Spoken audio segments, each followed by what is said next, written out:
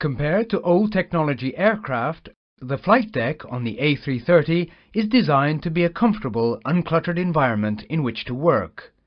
By utilizing modern electronic display units, the presentation of information to the pilots has been improved.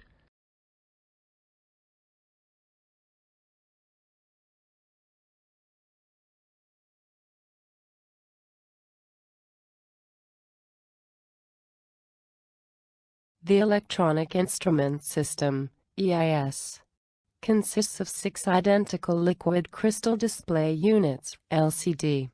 The EIS is divided into 2 subsystems. The Electronic Flight Instrument System, EFIS, for which each pilot has 2 displays.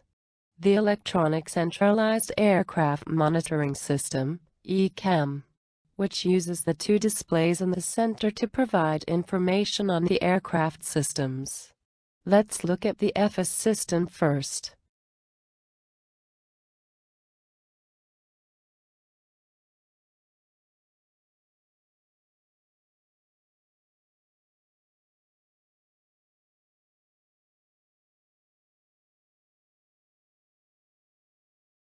Flight parameters are displayed on primary flight displays, PFDs, while navigation data is displayed on navigation displays, NDs.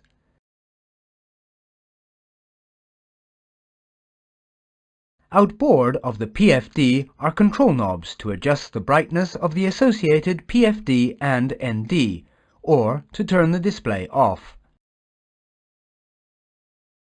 A switch is provided to allow the information on the PFD and ND displays to be transferred.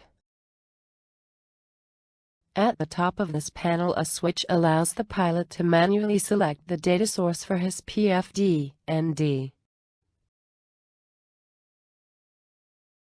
The 2 displays in the center are dedicated to the Electronic Centralized Aircraft Monitoring System, ECAM. At this stage, we will simply introduce the ECAM displays and the related controls. A is called the Engine Warning Display, EWD. The lower ECAM display is called the System Display, SD. Various aircraft system parameters can be viewed on these screens. As an example, you can see a sequence of all SD pages, one after the other.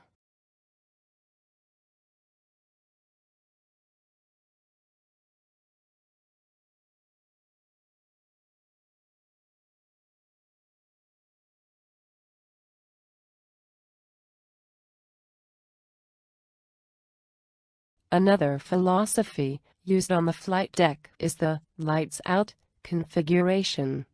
When the aircraft is in its normal flight state, there will be no white lights illuminated in any of the switches on the overhead panel. As an example, just before takeoff, if you look up at the overhead panel, there should be no white lights on any of the switches. Let's look at some switches. For the majority of the switches on the overhead panel, the push-button switch logic is normal configuration, no lights showing. The lights out philosophy, abnormal condition, amber fault light. This helps to identify the switch related to an abnormal condition. White light, if normally the system should be operating and is deactivated, a white off light comes on. If normally the system should not be operating and is activated, a white on light comes on. There are some switches on the overhead panel which are used on a temporary basis, or may have an indication of their state.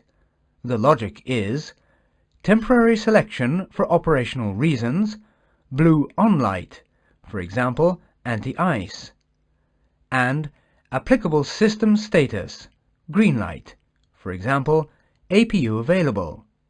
You will see this philosophy demonstrated throughout the course. The ECAM control panel is on the center pedestal, below the ECAM displays. On the left-hand side, 2 controls turn on off and adjust the brightness of the 2 ECAM screens.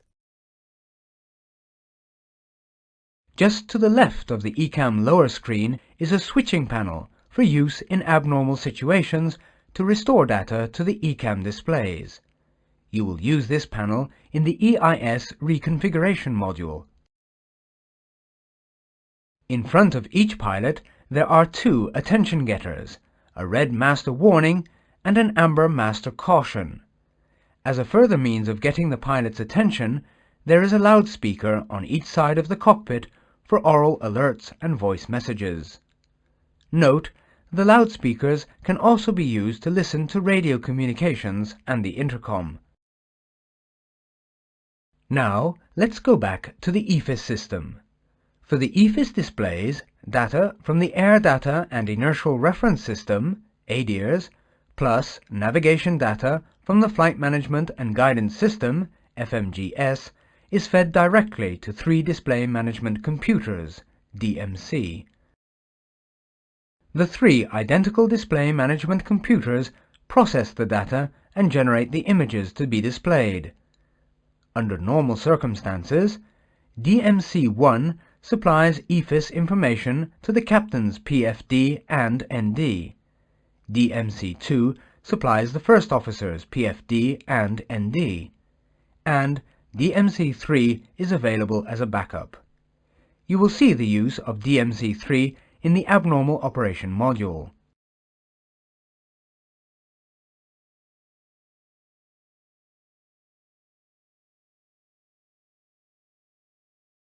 Now, let's look at the other EIS subsystem, ECAM, and how the ECAM displays gets its data.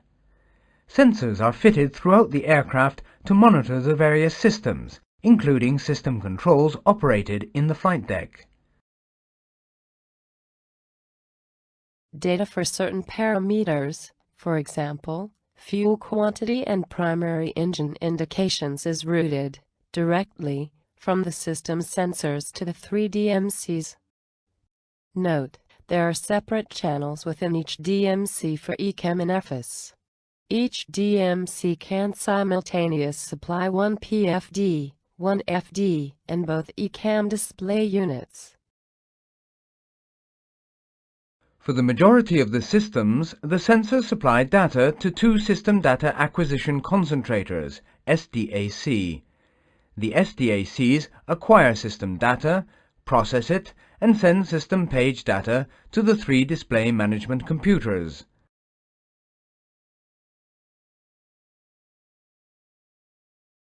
Normally, DMC-3 supplies the ECAM system, and DMC-1 and 2 are available as backup.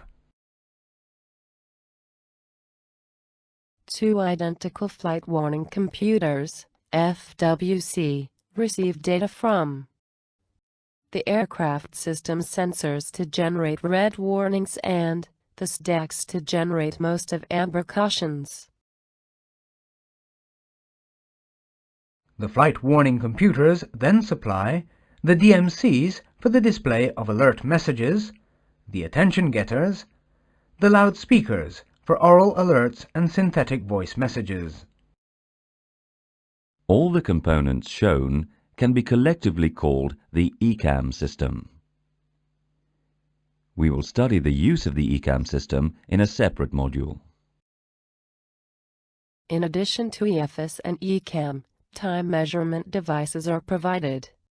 The master time reference for all aircraft systems is provided by a clock located on the left lower side of the main panel. The time is also displayed at the bottom of the system display.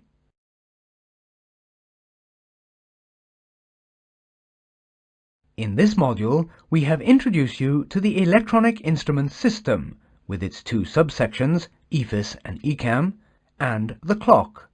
In the next modules, we will concentrate mainly on the ECAM system, and then later in the course return to look at the EIS displays in greater detail.